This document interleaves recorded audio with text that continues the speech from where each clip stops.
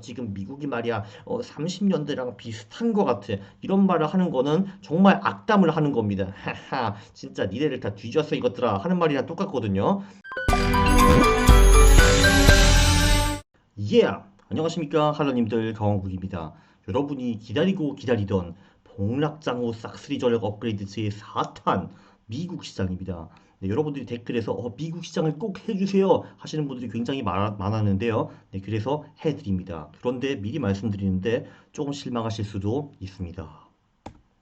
네, 일단 그 요약을 해보면요. 일단 한국 시장에서 먹히는 싹쓸이 전략을 한번 살펴보겠습니다. 자, 스텝 1. 주식 시장이 급등락하면은 그 후에는 당연히 왕창 오릅니다. 여기까지는 누구나 동의하실 거고요. 이거는 코스피, 코스닥 둘 다 통합니다. 두 번째, 근데 코스피 같은 경우에는 급등락 후에 곧바로 사는 거는 리스크가 너무 높을 수가 있습니다. 왜냐면은 저는 야, 이 정도면 많이 떨어졌다라고 생각을 하는데 거기서 훨씬 더 떨어질 수도 있는 거거든요. 그렇기 때문에 최저점을 겪은 후에 한 달 동안은 냅두고 그 후부터 이제 매수를 들어가는 것이 좋다라고 밝혔습니다. 그리고 최저점 찍은 후에 한 달, 두 달, 석 달, 넉 달, 다섯 달, 여섯 달 후에 사도 크게 늦지는 않는다라는 것을 배웠고요. 근데 코스닥 같은 경우에는 낙폭이 굉장히 심할 경우 한 달을 안 들어가고 곧바로 들어가는 것도 방법입니다. 그거를 설명드렸고요. 그리고 수익은 보통 산 후에 12개월까지는 쭉 올라간다라는 것을 배웠습니다. 그래서 매수 후에 12개월 후에 매도 이런 게 좋은 것 같고요. 그리고 하락장 폭이 엄청나게 셌다. 뭐 예를 들면 6개월 만에 반토막이 되고 이럴 경우에는 네, 그때 들어갔으면은 1년 후에 팔았을 경우 늘 돈을 벌었던 그런 전략들도 있었습니다. 코스닥은 주기가 좀 짧고요. 코스닥은 12개월 동안 기다려서 파는 것보다는 6개월 정도 기다려서 파는 것이 좋아 보였습니다. 네, 그러면 이제 근데 문제는 뭐냐 하면은 한국은 남들이 등산할 때 혼자 강변 산책. 이게 무슨 말이냐 하면은 최근 10년 동안에 뭐 미국이나 독일이나 뭐 선진국 지수들은 이렇게 등산을 했습니다. 계속 쭉쭉 우상향을 했죠. 산을 막 기어 이렇게 올라갔습니다. 자, 그런데 한국은 무엇을 했습니까? 10년 동안에 네, 등산을 하지 않고 네, 그냥 강변 산책만 이렇게 했습니다. 횡보만 이렇게 계속 하고요. 좀 이렇게 가다가 이제 지하도 나오면 쭉 한번 떨어졌다가 다시 강변으로 올라와가지고 또 이렇게 가다가 또 한번 지하로 떨어지고 해가지고 10년 동안 횡보를 하고 있습니다. 자, 그렇기 때문에 네, 한국에서 통하는 전략이 해외에서는 어떻게 먹혔는가 이런 걸 살펴보는 것도 굉장히 의미 있겠다라고 생각을 해가지고 미국 시장을 한번 돌려봤습니다. 왜냐하면은 그 바로 이런 것 때문에 그러니까 이제 그 한국 시장이 생각보다 이제 많이 안 뜰 수도 있고 그럴 경우에는 그러면 지리적 분산을 하는 것도 괜찮다라고 생각을 했습니다. 자, 미국을 해보죠. 일단 기본적으로 미국은 놀라웠던 게 그 최근 한 달, 두 달, 석 달 동안에 대폭락이 있었다. 그러면 그때 샀다. 이게 좋은 전략이 아니었습니다. 오히려 수익이 굉장히 구리게 나왔고요. 그래서 1, 2, 3개월을 뺐습니다. 네, 그래서 오히려 미국 같은 경우는 최근 한 달, 두 달, 석 달 동안에 주식이 많이 올랐다. 그러면 그 상승장이 계속되는가? 오히려 반대로 한번 제가 살펴봐야 될 것 같습니다. 그런데 제가 백테스트를 해본 결과 최근 한 달, 두 달, 석 달 동안에 미국 주식이 많이 떨어졌다. 그래서 내가 덥석 들어갔다 하는 거는 좋은 전략이 아니었다라고 말씀드리고 싶습니다. 그래서 여기서는 이제 뭘 했냐면은 최근 6개월 동안에 이제 미국 주식이 네, 뭐 예를 들면 25%, 30%, 37.5%, 45% 떨어졌다라고 가정을 하고 이제 그때 우리가 주식을 사서 들어갔으면은 수익이 어땠는가 이제 이런 거를 한번 봤거든요. 네, 보면은 네, 그 미국 주식이 뭐 겨우 25%, 30% 떨어졌다 해서 덥석 사서 들어가는 거는 별로 좋은 전략이 아니었습니다. 수익률도 꽤 낮은 거를 볼 수가 있고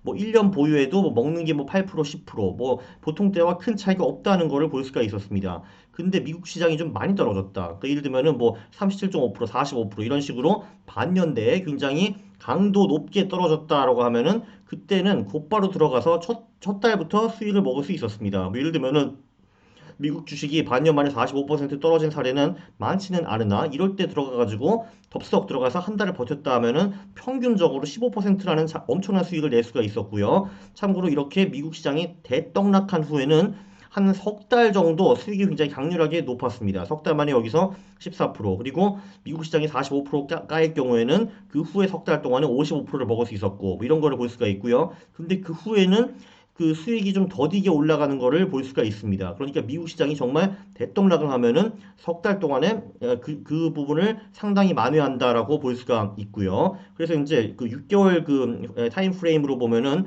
뭐 한 40% 이상 떨어지면은 네, 그때는 이제 집값 가도 상당히 재밌다라는 걸 볼 수가 있었습니다.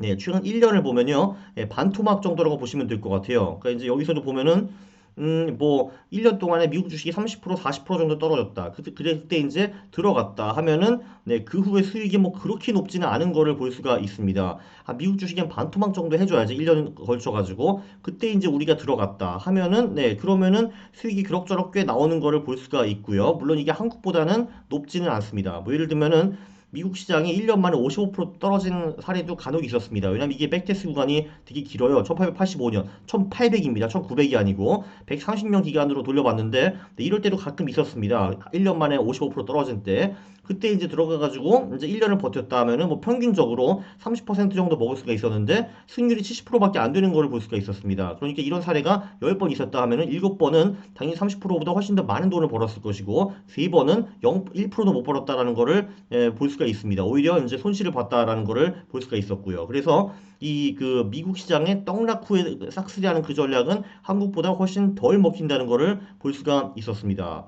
네, MDD 딜레이 전략 이것도 해봤죠. 이거를 한번 다시 복습을 하자면은 네, 최근 반년 동안에 이제 고가 대비 최대 낙폭을 이제 한 다음에 거기서 이제 한 달, 두 달, 석 달, 넉 달, 다섯 달, 여섯 달 후에 각각 자산의 6분의 1을 투입하는 그 전략이죠.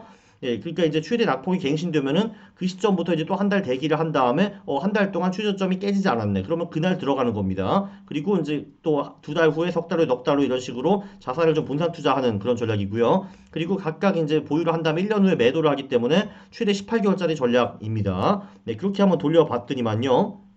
네, 정말, 여기도 똑같이 나오는데, 6개월 동안에 미국 주가 지수가 뭐 40% 이상 떨어졌다. 그때 이제 이런 그 MDD 딜레이 전략을 돌렸다 하면은, 네, 그 평균 수익률이 꽤 괜찮게 나오는 거를 볼 수가 있습니다. 참고로 미국 그 주식시장이 뭐 6개월 동안 30% 정도 떨어졌다. 그러면은, 네, 이 MDD 딜레이 전략이 그렇게 그다지 훌륭한 수익을 내지 못하는 거를 볼 수가 있습니다. 뭐, 평균적으로 뭐 8%, 9%, 뭐 이것 때문에 투자하는 거 아니잖아요, 우리가. 그죠? 네, 이걸 한번 잠깐 살펴보겠습니다. 자, 예를 들면은, 오케이, 뭐 이런 걸로 한번 해보죠.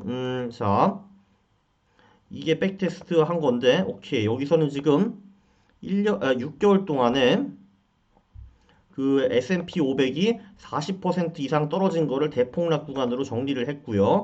자, 그러면은 어떻게 되냐 하면은, 네, 처음 이런 대폭락이 나왔던 게, 네, 1929년입니다. 이 로직으로 보면은 1919년 11월 13일 날 그 이제 저점이 와가지고 이때 한번 들어가게 되고요. 자, 그런데 안타깝게도 이때 들어가서 1년을 보유했다 하면은 네, 우리가 네, 대부분 왕창 깨진 거를 볼 수가 있습니다. 그래서 6번에 걸쳐가지고 들어갔어도 우리가 27% 깨진 거를 볼 수가 있어요. 망했죠. 그 다음 기회가 31년 10월에 왔는데 네, 이때도 망한 거를 볼 수가 있습니다. 망했습니다. 네, 그러면은 이제 언제부터 성공을 하느냐? 네, 그 다음 기회가 32년 1월에 왔는데요.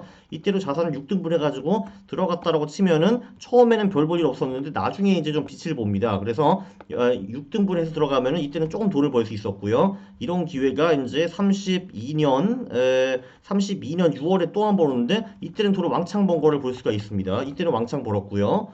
네, 그리고 그 다음 기회가 또 32년 7월에 오네. 이때도 왕창 벌었고 그리고 그 다음 기회가 37년에 옵니다. 37년에도 네, 40% 이상 대폭락한 적이 있었거든요. 반년 내에. 그때 이제 들어가가지고 한 1년 반 버텼다 하면은 돈을 벌 수가 있었습니다. 그 다음 기회가 2008년이네. 70년 지났습니다. 이때도 이제 이 전략이 잘 먹혔고요. 그 후에는 아마 없었지. 2009년 초에 기회가 또 한 번 있었습니다. 이때도 먹었고요.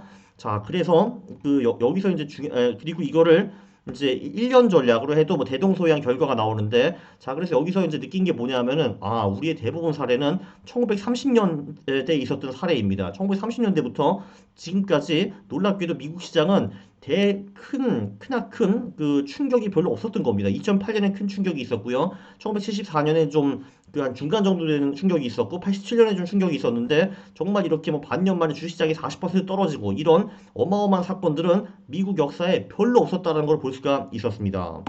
네, 미국 시장은 한국과 매우 다르죠. 역사가 130년이 넘었는데, 그러니까 제가 백테스트하는 구간만 130년이 넘었는데, 급락 자체가 매우 적습니다.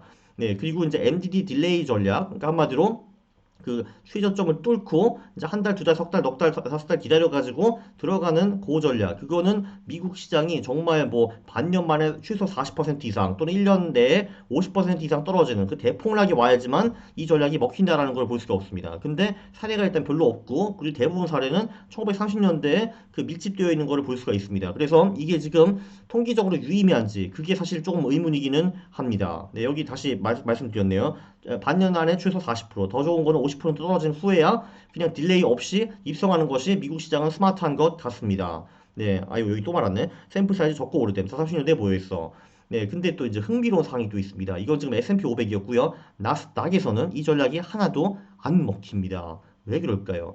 이제 쇼킹하시겠죠. 아니, 나스닥도 확 떨어지면 다시 컴백을 할 거 아니요? 라고 이제 말씀하실 텐데, 네, 기본적으로 그 말씀이 맞기는 맞는데, 과거를 보면은 꼭 그렇지가 않았습니다. 왜 그렇냐 하면요. 왜냐하면은, 네, 나스닥은요, 2000년대 초반에 버블이 꺼졌습니다. 주식을 오래 하시는 분들은 아시겠지만, 90년대 말은 무슨 뭐 인터넷 버블 뭐 이런 게 있어가지고, 정말 말도 안 되는 개쓰레기 같은 회사들의 그 밸류에이션이 막 수백억 달러까지 올라가고 막 그랬습니다. 이때 정말 버블이 어마어마하게 컸거든요. 아마 역대 최고의 버블이 아니었을까 싶습니다. 제가 역대 최고 버블로 꼽는 거는 이 나스닥, 그리고 그 일본 그 80년대 말 90년대 초, 그리고 비트코인 이 정도로 보고 있거든요. 아, 튤립 사건 17세기.